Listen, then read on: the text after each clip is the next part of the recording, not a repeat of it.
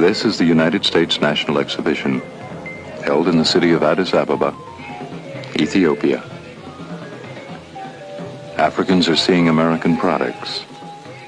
Products made by people who built a new country out of the wilderness of North America. People who had a dream of progress. የሰውነታችን ልዩ ክፍል ነው ከዛም የምትመለከቱት ወንበርና ጠረጴዛዎች ናቸው እነዚህም የመጽሐፍት መደርደሪያዎች ናቸው ይህም ተሻሽሎ የመጣ የጥቁር ሰሌዳ ነው ከዛም የምትመለከቱት ምቹ ወንበርና ጠረጴዛ ነው ይህም የሚጠቅመው ተማሪዎች አስደግፈው ለመጻፊያ ወይም Some of these products to help teach,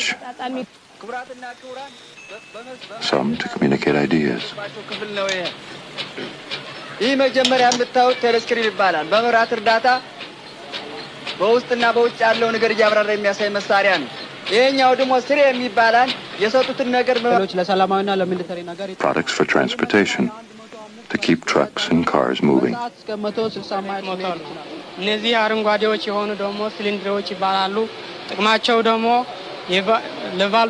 ለቫልቭ የሚያስተካክሉና መሳሪያ ነው ይሄም ለጋራጅ ነው የሚያገለግለው Products to help Africa build.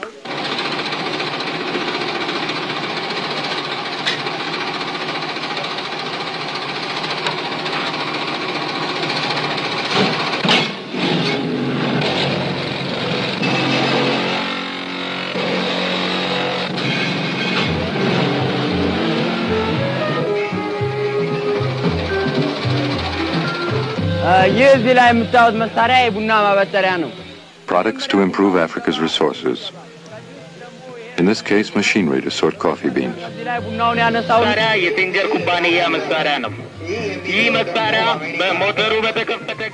Products to create new industry.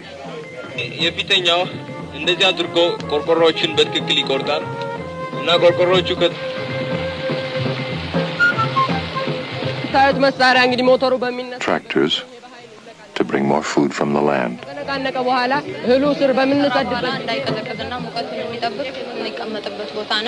ይሄኛው ደግሞ በኤሌክትሪክ የሚሰራ ምድጃ ነው ዳቦ ወይም ደግሞ ወጥ ማንኛውንም ነገር እዚህ ውስጥ እንሰራለን እዚህ ውስጥ ደግሞ ብስኩት እና ዳቦ እንደዚህ አይነት ነገር ይጋገርበታል እዚህ ውስጥ ደግሞ ቀዝቃዛ ነገር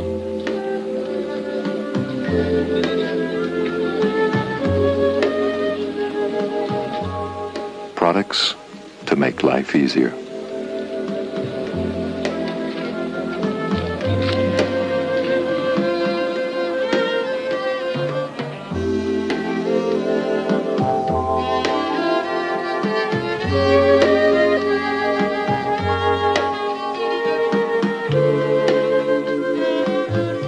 $300 products from 82 companies, large and small, displayed in full working order for all visitors by young Ethiopians. Plastic school desks, television sets, a mechanic's tools, a hand-powered loom, a machine that can make 200 concrete building blocks in an hour, an automated hen house, and Hollywood fashions for women. ሽፎን የተባለ ጨርቅ በኮክቴል ወይም በራት ጊዜ የሚለበስ ልብስ ሲሆን ከላይ የሚውለበለበው ጅራት ልብሱን በይበልጥ ያደምቀዋል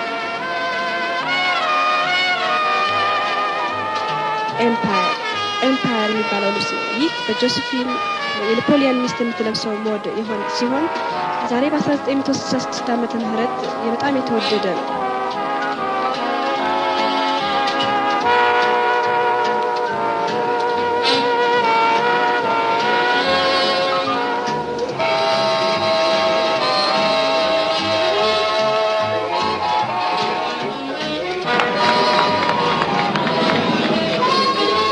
መደቡ ውሃ አረንጓዴ የሆነ በነጭ ሐር ክሮች የተሸለመ የኮክቴል ልብስ አንገቱ ከሳይበዛ ትንሽ ዝቅ ብሎ የተከተተ ሲሆን ለጌጥ ይመቻል ይህ ልብስ የሚለበሰው ኮክቴል ግብዣ በሚካሄድበት ጊዜ ሲሆን ወገቡ ትንሽ ከፍ ብሎ የሚውለው የአረንጓዴ ሪባን የልብሱን አረንጓዴነት በይበልጥ ያደምቀዋል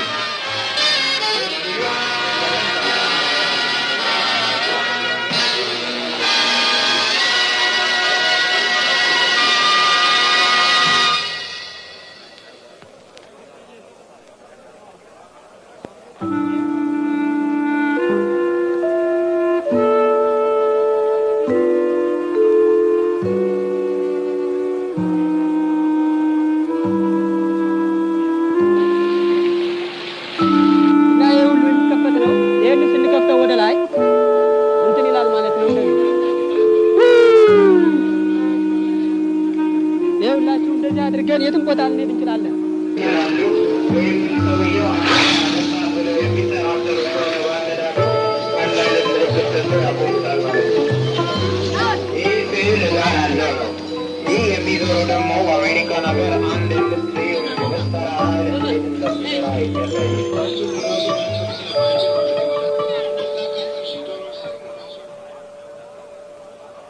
በፊት ምን እንደነበረችና ዛሬም ያለችበት ሁኔታ ባጭሩ ያስረዳናል።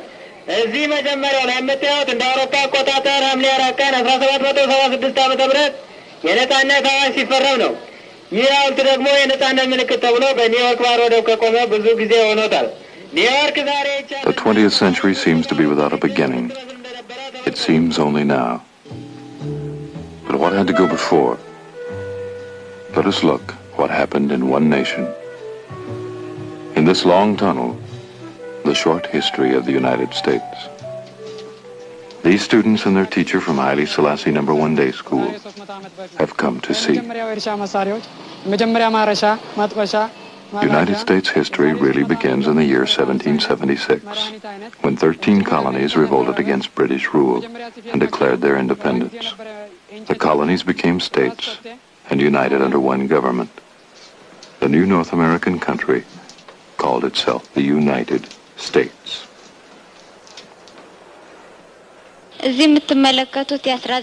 American men and women got to work. In the 1800s, their efforts started to bear fruit. They harnessed water and steam to power their mills, and people learned to run machines. Machines gave birth to more machines, more products, and more jobs. The nation imported less and grew more self-sufficient.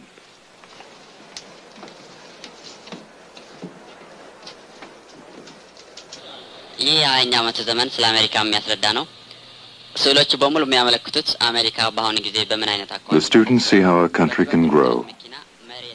Starting with a dream, how can man make a car?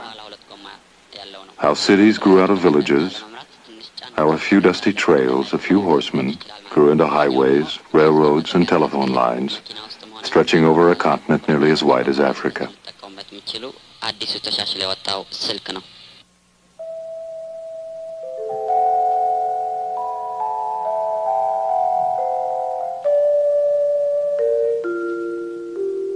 This is history, and the students learned some of it. A man who became president was born in this cabin in 1809, Abraham Lincoln. About 100 years later, Lyndon Johnson was born here. The history of the dream of progress. Steam for power and transportation to move goods and people into new parts of the country.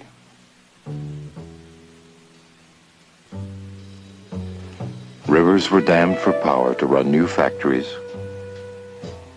Man hammered the metal and shot his horses, cut the trees to build houses and clear the land.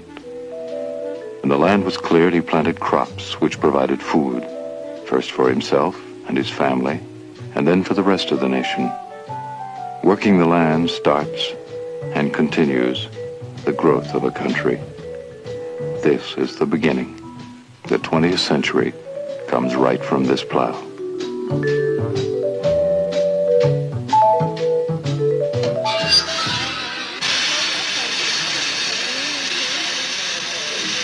ባርኔጣን ለማተም 25 ሰከንድ ይፈጅበታል። እንዲሁም ደግሞ ፓኮችን ይሰራል። ፓኮችን ከፕላስቲክ ብቻ ሳይሆን ከወረቀትና ከቆዳ ሊሰራ ይችላል።